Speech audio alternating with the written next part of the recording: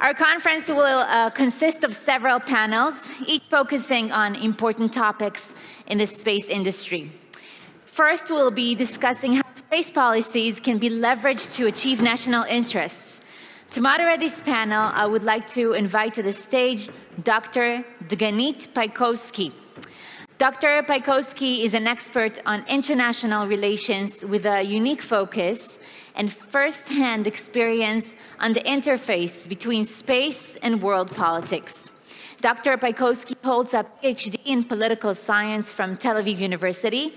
Currently, she lectures at the Department of International Relations at Hebrew University of Jerusalem and is a non-resident scholar at the Space Policy Institute at the Elliott School of Foreign Affairs, George Washington University.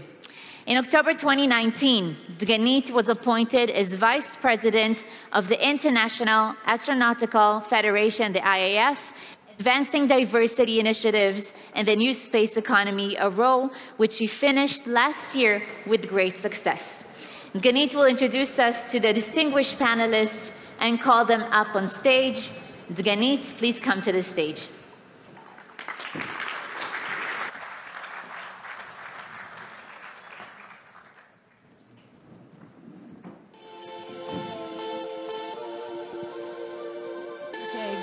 Good morning, everybody.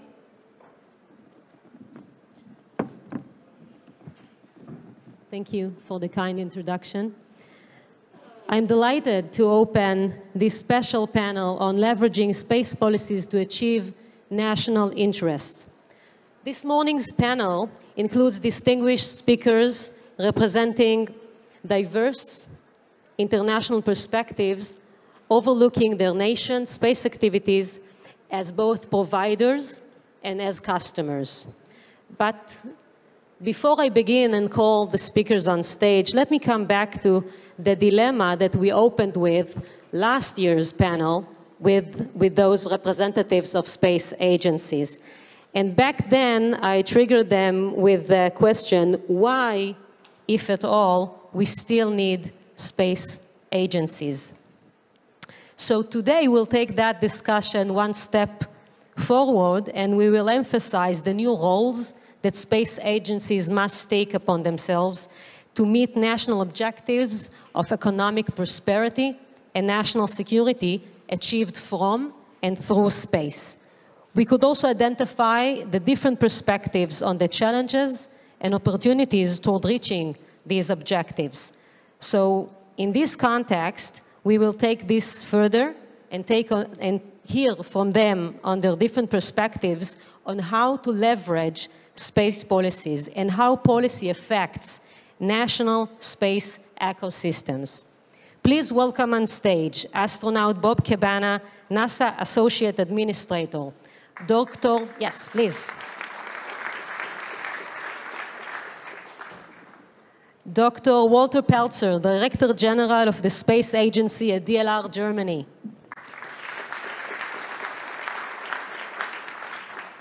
My friend from the IAF Bureau, Mr. Giorgio Saccoccia, President of the Italian Space Agency. Also a friend from the Federation, and with deep appreciation, I welcome Mr. Driz El-Hadani, Director of the Royal Center for Remote Sensing of Morocco.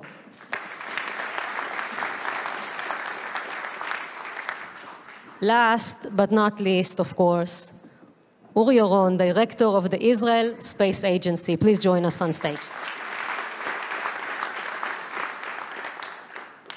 So we have a short time today, so if I read their bios, I will not have time to ask any questions. So with your permission, gentlemen, I will refer the audience, if you want to read the bios, check it on the website of the conference, and we start our fun. Okay. So, the space economy had gone significant and marvelous changes in the last, let's say, even 3 decades, but mostly the last decade. Still, it is more than reasonable to say that we will experience even more dramatic and disruptive changes in the next few years. I would focus and say especially with commercial heavy lift coming soon. So I want to start with you, Bob and Walther, and ask you, how will that change the space landscape? And what does that mean for policymakers and the main stakeholders in the US and in Germany? Well, having a commercial heavy lift capability, I think, is going to be key to our expansion beyond our home planet when the time comes. We have a number of companies in the United States. Right now, the Space Launch System is a tremendous vehicle for what we're doing in our Artemis program and our return to the moon and eventually going on to Mars. But with SpaceX developing a heavy lift capability, not just to provide us with the human landing system for Artemis, but for their commercial operations with their satellite systems and everything that they want to do. The New Glenn rocket will soon be operational for Blue Origin. And this opens up a whole world of possibilities. So I think, you know, we're not quite there on a pure commercial market for space exploration, but I believe that it is coming. Walther? Yes, thank you very much. First of all, thank you for having me, and congratulations to our Israeli friends for organizing this event. It's really a pleasure to be here, and congratulations. Yeah, I only can underline what Bob already mentioned. Going a little bit more into the direction of commercialization, the launch services he mentioned, the cost going down for launch services is actually the key. This is the key. Open up more business cases to become profitable.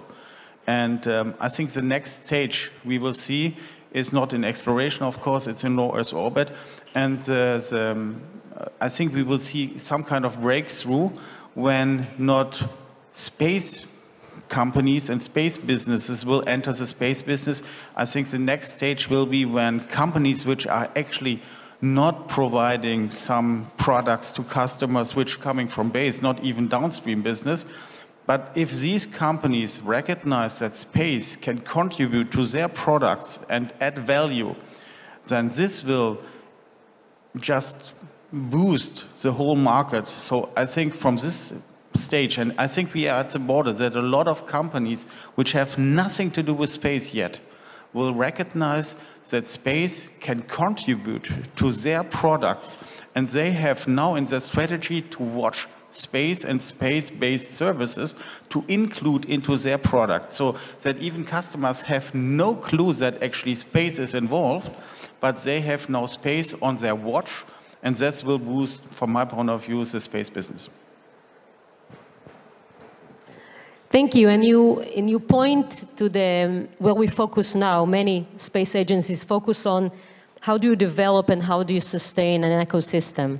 And with that, I want to ask also Giorgio and Dries and Uri to join the conversation and say that at this age of ecosystems, eventually most countries cannot take upon and develop a whole of a national ecosystem, and they have to pick the niche areas and focus on that.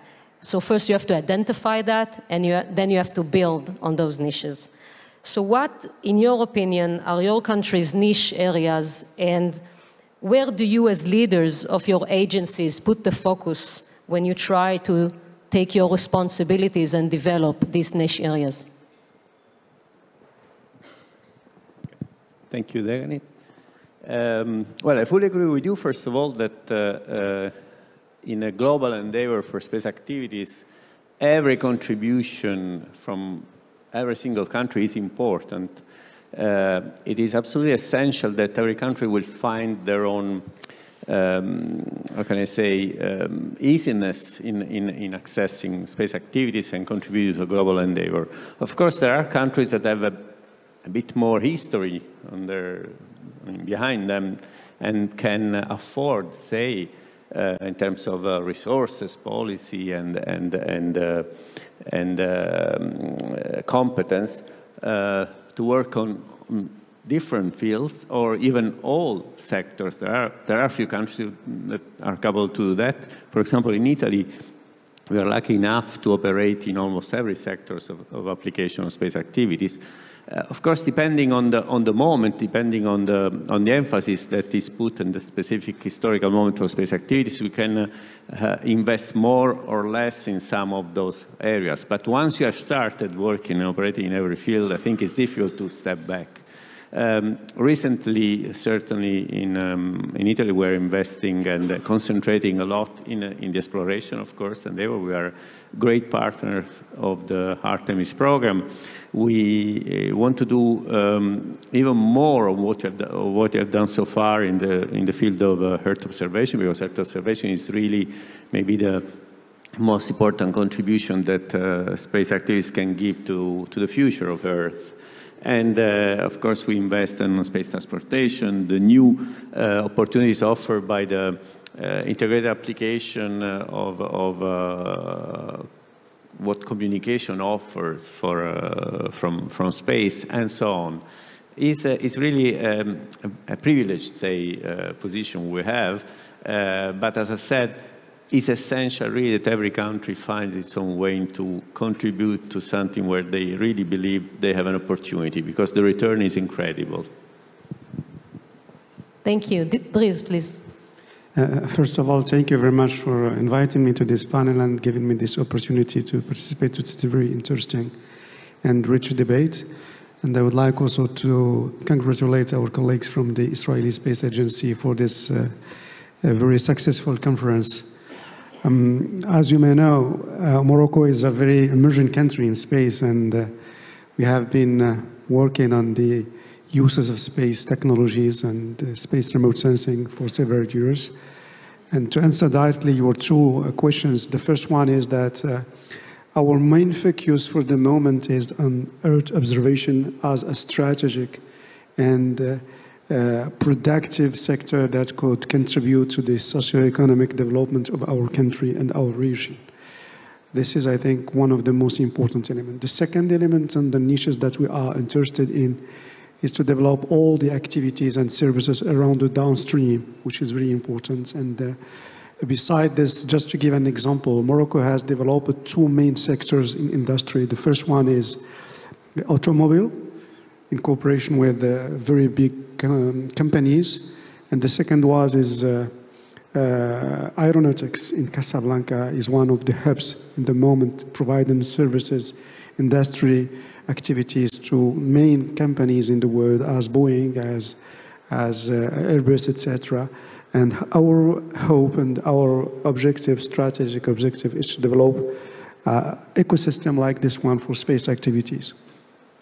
As far as it regards our responsibilities as an agency to develop this sector, I think we can stress 2 or 3 points that are important. First of all is to prepare sort of the legal framework, strategic framework, incitative investment framework to the development of such activities. As you may know, that space industry or space activities are demanding a lot of investment, a lot of efforts, and this is one of the responsibilities, is to prepare and to create positive and incitative elements to draw these activities and to be open to cooperation with others. This is the second. Cooperation is one of the most important elements in this responsibilities and these strategies, and we are trying to develop this cooperation with all over the world with different kind of actors, space agencies, United Nations entities, industries, etc. And as this third element in this responsibilities or strategy is the development of indigenous capacities. I think it's very important to have enough resources, human resources, well-trained, well-developed, to be able to contribute to the emergency of this or this kind of activities, kind of industry. Thank you. Oli. Yeah, first of all, good morning, everyone.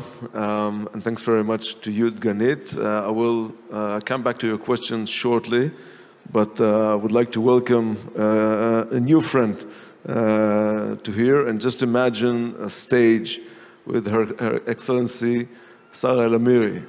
Congratulate us. And a stage with a Moroccan friend. That is the new space. The fact that we can sit here together, discuss so-called very relevant issues together, it means we are moving forward. So thanks very much for the opportunity. Thank you. Going back to the niche question. First of all, I totally agree with the concept that we need to focus on niche areas, especially to countries with a limited budget. But it's going to be a little bit more complex than that, because realizing and finding those niche, it's going to be complicated because the world is changing. What we need to do is almost like a process of identifying what is changing and what is the strengths of your nation, and where it's combined, it's an ongoing change. I'll just highlight two examples, okay? An area that I think Israel could be very relevant and very strong is what we call downstream application. Yes, we know how to do things with data. It's in the Israeli initiatives that we know how to do it. So that's a niche area, but it shouldn't be the only one. We should find other places with the upstream. For example, dealing with low Earth orbit constellations could be very relevant to Israel. But let's highlight another question. What is the area that Israel needs to be focused on? Artemis. Okay, we are not going to compete with SpaceX. We are probably not going to build the next lander, but we could be a very relevant player in Artemis. So what we need to find is those areas that we are strong enough, we feel comfortable on our readiness, and then push it forward. And then came the next question, okay, so what is the role of the government? Because right now, space is still difficult. Space still needs the involvement of countries and governments.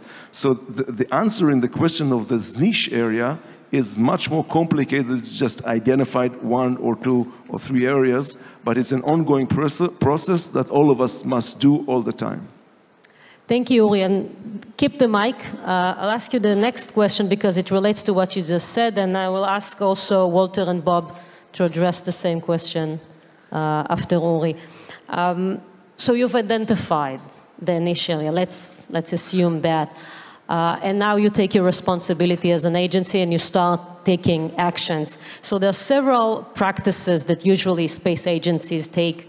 It's international collaborations, it's national collaboration and international collaboration efforts, regulation, sponsoring for research and development, and etc. What are the best practices that you've identified that are the most fruitful?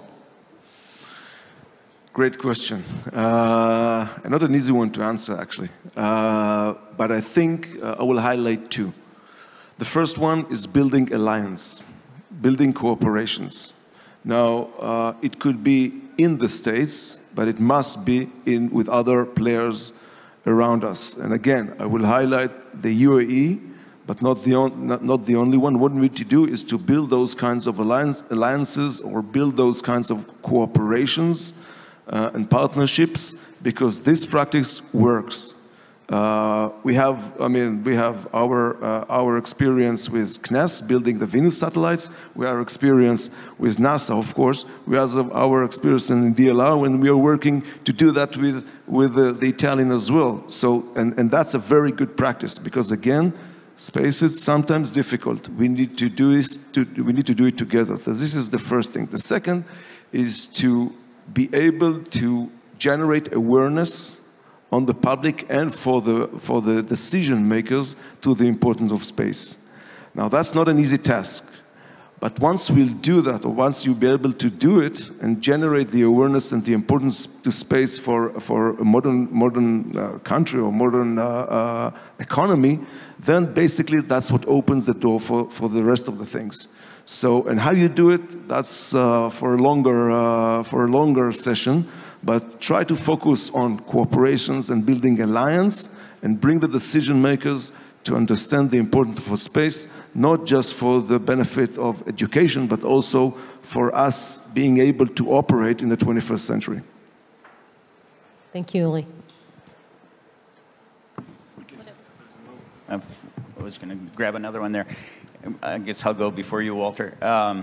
So on the niche question, going back to, I just want to talk, yeah, but I think what I wanted to say was, as we explore beyond our home planet, it's no longer the responsibility for any one nation. It's too expensive for any one nation. These partnerships that we have, I think, are critical to our success, and everybody has a role to play. When we go beyond planet Earth, we should go as the people of planet Earth as we explore together.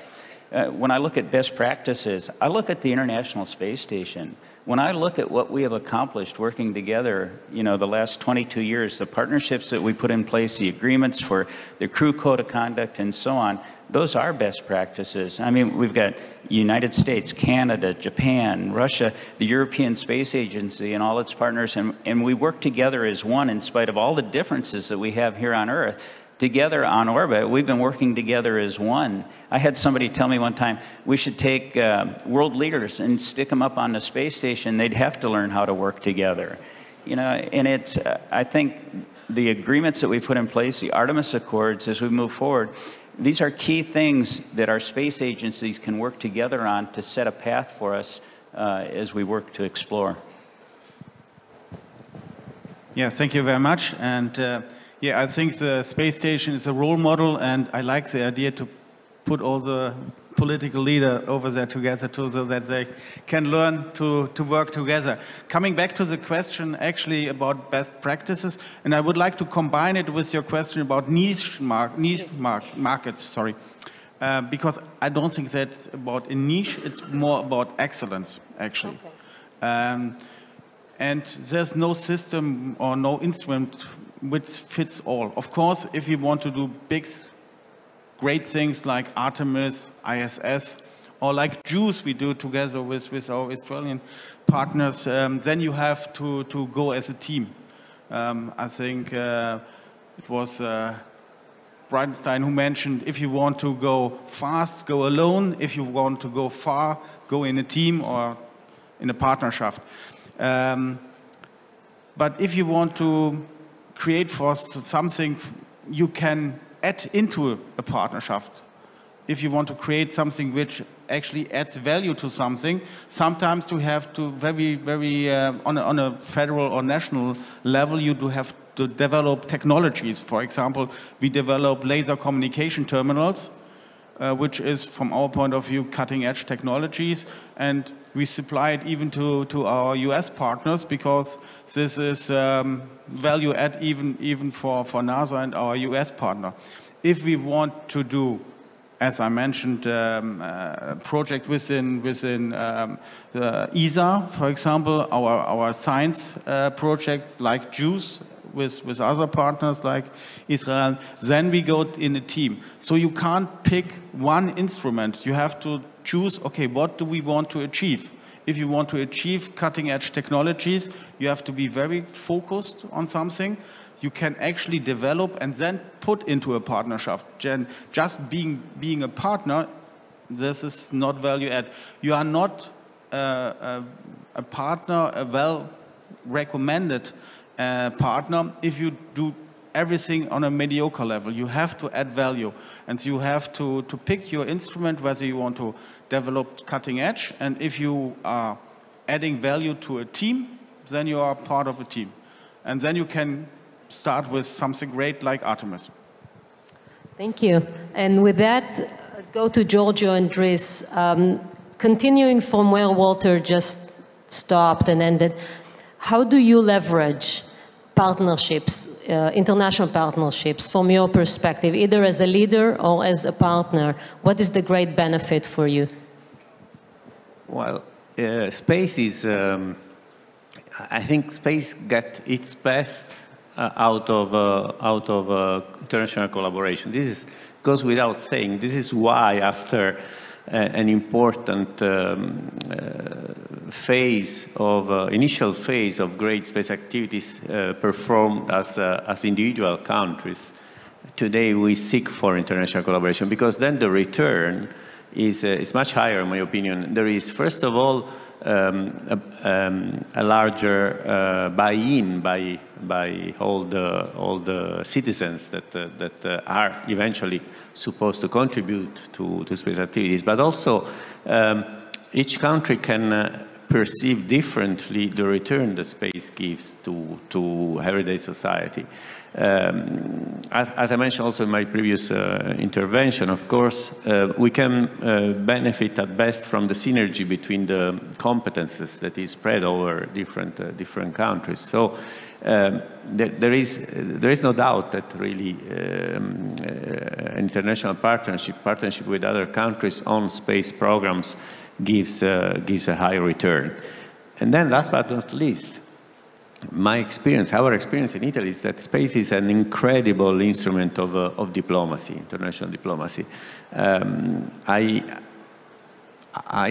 have experienced myself a number of situations where we have signed agreements for space activities with other countries for different reasons. Sometimes because there was really an important benefit and return for the space project we wanted to do together. In some cases, was more from our side offering to other countries our competence, because this was tightening the relation between the two countries, and the benefit for Italy was coming maybe in other areas. Or simply there was really a strong and sincere intention to grow together. It's fantastic. Space is an incredible ambassador for friendship among countries. Thank you. By definition, I think space is cooperation. And from the beginning of the space era 60 years ago, all the important achievement in space were built on cooperation between countries, between agencies, between different kind of actors. As far as it's concerned, our country or our region, I think that all we have been achieving in space in Morocco, for example, or in the region, was built on cooperation, either on bilateral agreements with CNES, for example, in France, with Israel in India, with NASA many years ago. We have been signing 4 cooperation agreements on oceanography, on space, on climate change, etc. And this kind of cooperation is a gateway for us to have access to knowledge, to have access to technicity, to have access to a network of different actors that enable us to access those needs as those specific areas of cooperation. I think for the moment in our region, in Africa and Middle East, we are now starting, I think, a new era of cooperation. And as far as we are facing similar problems in terms of science, technology, and also in terms of applications or uses like mitigation of climate change, for example, water resource management, oceanography, and others. This international cooperation, as I said, is very, very important as a pillar of our activity, of our projects and our strategy. Thank you. Thank you. I want to ask all of you, all my distinguished speakers here today. Space is hard. It's very hard. Space policy, in talking to decision makers, is even harder, and communicating to the public is also difficult at points. So I want to, and there's an expression in Hebrew, I hope I translate it well enough. When you share, problems that we share are less painful. So let me ask you, what are the problems that we probably share when in space agencies, when you do space policy and when you try to actually implement your policies, other than just, referring to lack of funding, insufficient sponsorship? What do you experience day to day as your most challenging issues? And if you give examples and maybe how you solve that. Okay, I can start maybe. Well, first of all, let me say, despite of what we would like to, space activities are not simple. Space is a difficult business. In space activities, we push the boundaries always of technology, of science, of research.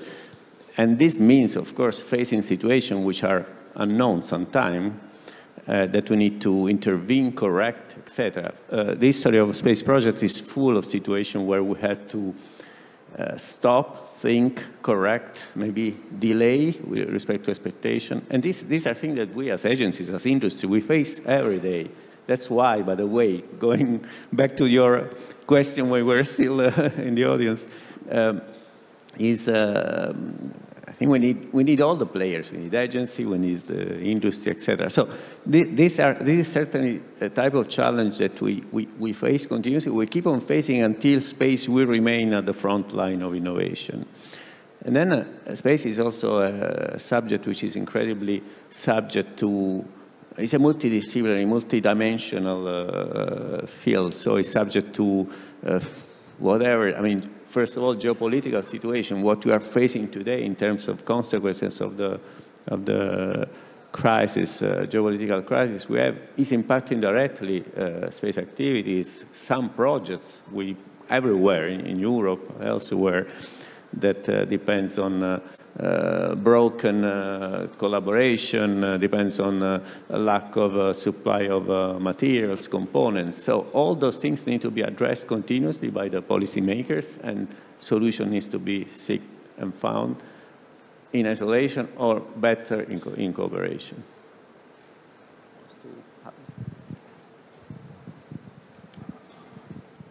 So Giorgio gave a great toast last night for those that weren't there. Space is hard, but you know, we're all very proud to be a part of it. I mean, it's our passion doing these hard things.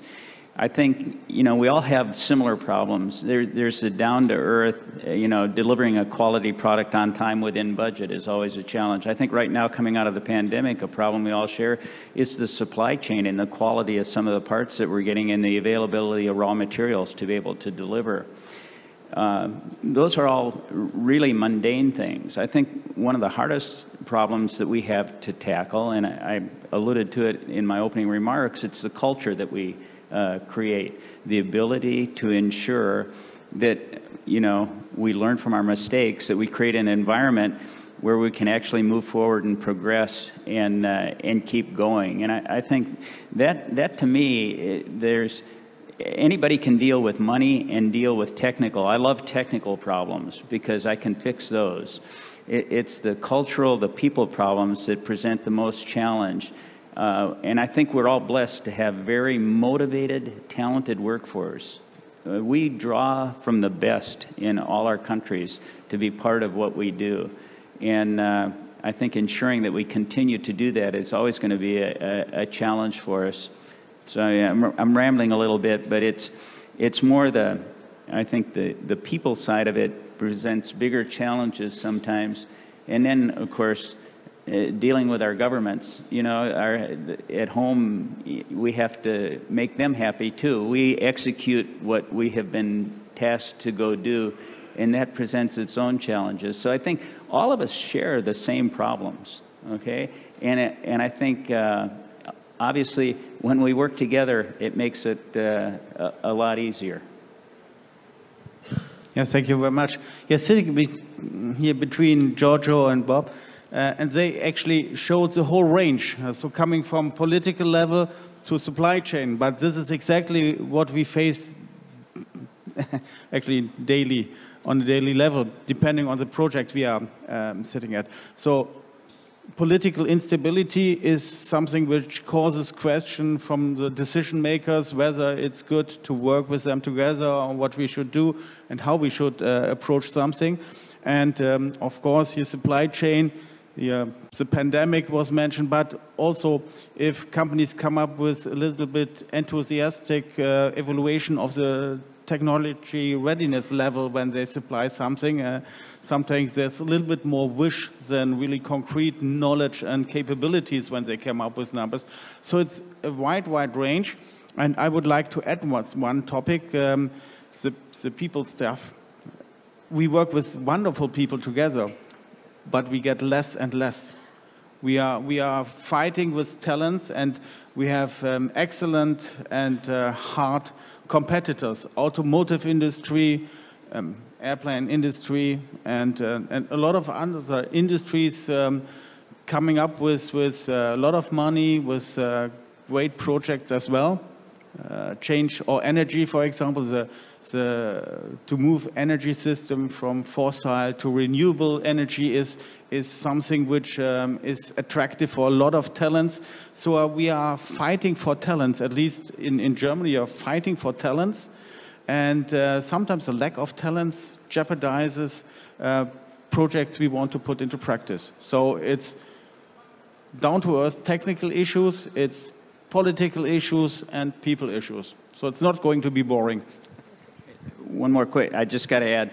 So in spite of all the challenges, we rise to the occasion. We meet the challenges, we rise to the occasion, and we accomplish amazing things working together. Look at Artemis. In spite of all the challenges, all of us working together accomplish amazing things. And I think that's what space does. That's absolutely awesome.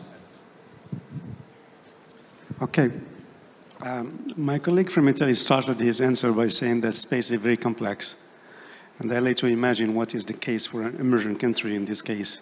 It's more than complex, and I think we are facing at least three main challenges. The first one is the political awareness of the importance of space.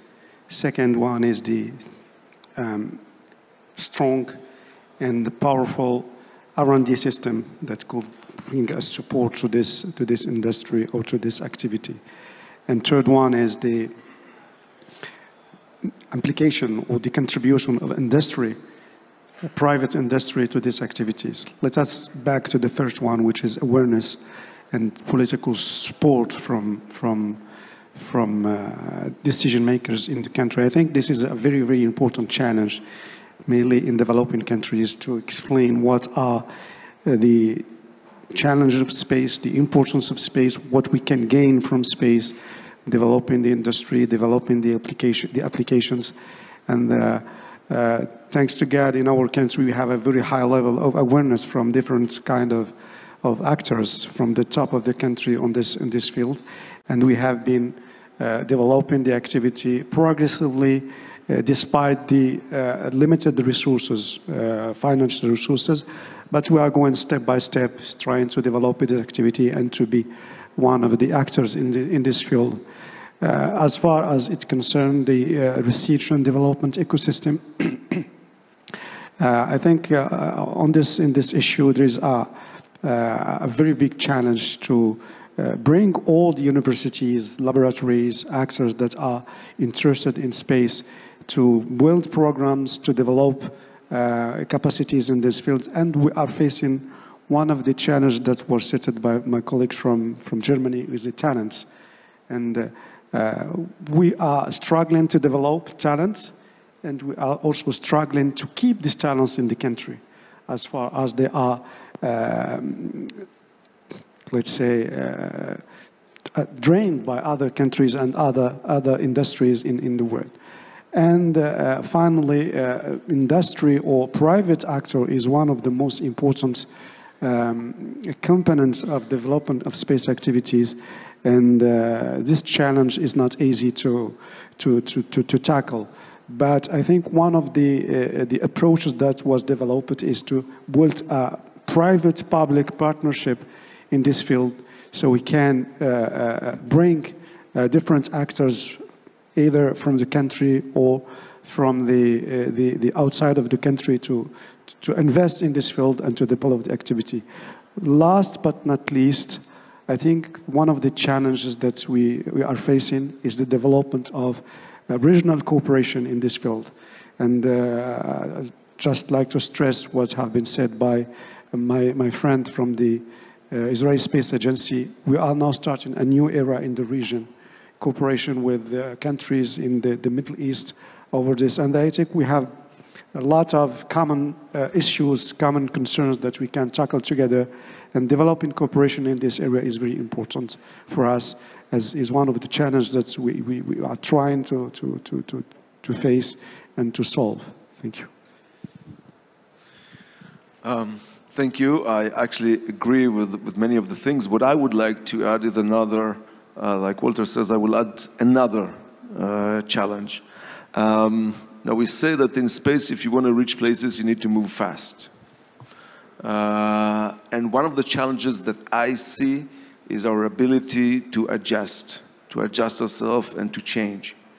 Now, I can see it internally. I can see it when we talk to the old space community. I see it when I'm speaking to others, to adjust, to realize the change, and to be able to react on the right time. It's a big challenge. Now, it's even more difficult because you not really know what is true. For example, I will just highlight a question. How the hell do you make money, real money, in space? It's not obvious right now. It will happen. And that's challenging. But you need to start walking in order to be in that place. So how you adjust yourself to the right spot at the right time, that's challenging. And I think in that regard, and that goes back, I think in that regard, we can cooperate. At least we can talk about the challenges, about the way we adjust ourselves to the new era or to the new things that are happening, to the new trends. And then maybe we can identify what are the right tracks. Do it on your niche area or do it together. But another challenge is we need to adjust and we need to do it fast. As we get to the end of this session, and before I thank you, we can say that we've achieved several accomplishments in this panel. First of all, we have some practical things that we want to implement. Okay, first is put together a mission to space of only politicians. And then we also want to put together a support group for heads of space agencies, because I think that was very helpful for all of you to share your problems together. So please help me with thanking this esteemed panel.